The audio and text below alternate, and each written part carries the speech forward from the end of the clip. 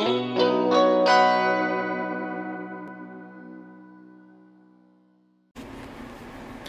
thanks so much for joining us for today's Drawing for Adults class. This class is offered as a partnership between the Ann Arbor Art Center and the Ann Arbor District Library. Today we're going to be talking about space and dominance. So let's go over space first. So space is one of the 7 elements of art. The elements of art are things such as texture, line, color, value, form, and shape, and then space.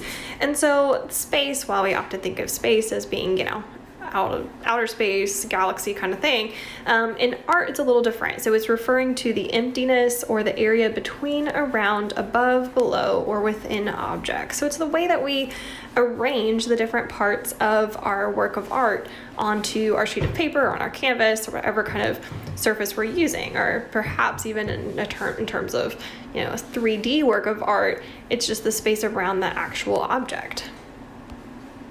So then we have positive and negative space. So positive space is the shapes or forms of interest.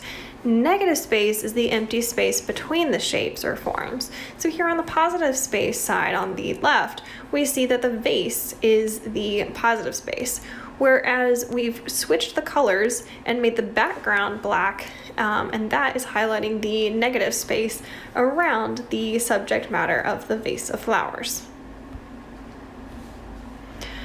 So another way that we can create space or use space in our work of art is by using this thing called atmospheric perspective. So it's creating this illusion of depth by using different techniques such as color and scale and other kind of tools such as that. So one of the things that we'll do to achieve the look of atmospheric perspective is we make the objects in the background less detailed. We also use duller and cooler colors. Then you would need to make the objects that are in the foreground more detailed, saturated with color, and also warmer. Here's a great example of a painting in which we see the use of atmospheric perspective. So we see those colors in the background are a lot cooler and duller and not as detailed as well. So we see also even with the sky that's towards the top of the page, which would be closer to the viewer if you were sitting in this actual space, is more blue, whereas the sky that's closer to the horizon line, which is where the land meets the sky, it's a lot lighter. So this is the use of atmospheric perspective in a work of art. Okay? Some other things that we can think about in terms of space would be overlapping. So overlapping is where we have several different objects that are kind of, one is in front of the other. One is kind of hidden behind another object, which makes us not able to see the whole object that's behind the one in front of it. And then of course, size and placement. So to make an object look further away, make it smaller than the ones that are in front. Additionally, you can also place an object higher on the page to make it look further away. Okay. So let's talk about dominance. Dominance is one of the principles of art and design. There's several others, so you feel free to look those up on your own. But what we want to do to create dominance is to emphasize one part of the work of art in relation to the other parts. So it's important to make this one part stand out, and so it suggests that there should be one main element in the artwork and that all the other elements are there to kind of support, to emphasize the other main element. Okay?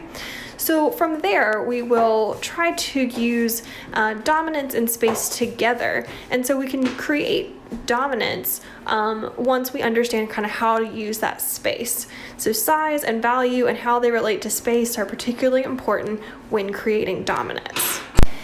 All right, so for this space and dominance art project, what I want you to do is, I'm going to be actually using probably it's going to look like a mixed media kind of project. Acrylic paint would be a good one. You could use colored pencil, pastel, or maybe even just colored pencils and markers.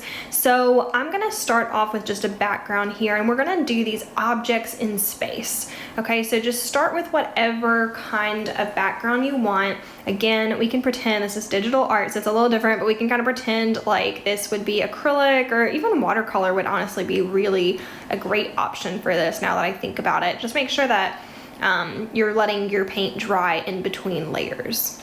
All right, so I'm just gonna continue layering several different similar colors on top of each other. So I'm just gonna keep adding some more layers here of different colors.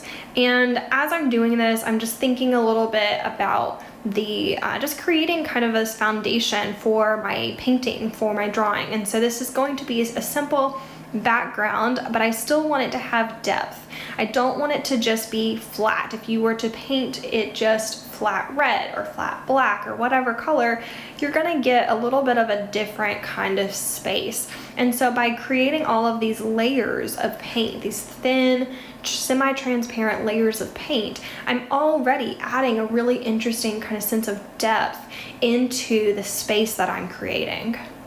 All right, so I'm just gonna add a little bit of blue here, and then I'm going to start adding in my shapes. So I'm gonna use that sense of scale to give me that sense of dominance. So I'm putting these shapes, these cubes that are in the foreground here towards the bottom of my page, I'm making them significantly larger than the ones back behind it. And so it's gonna give me the illusion of space, but also that dominance that I'm wanting.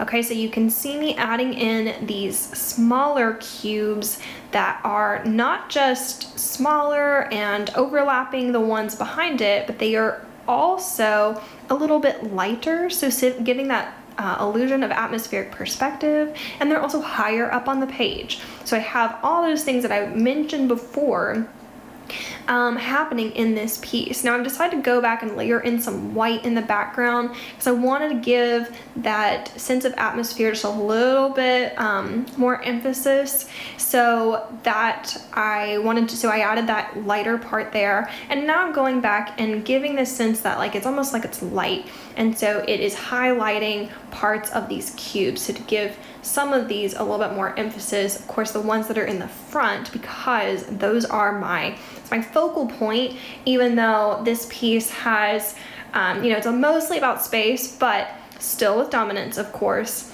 I'm looking at it and feeling like it needs a little something extra, so I'm gonna just add in a little bit of a darker value here back behind it to make it almost look more like a night scene, like it's more kind of get that galaxy kind of feel. And so that really, again, just giving that contrast back there only highlights the lighter cubes that I have in the foreground, giving more of that sense of dominance. So have fun creating a maybe somewhat abstract here work of art that really emphasizes space and dominance.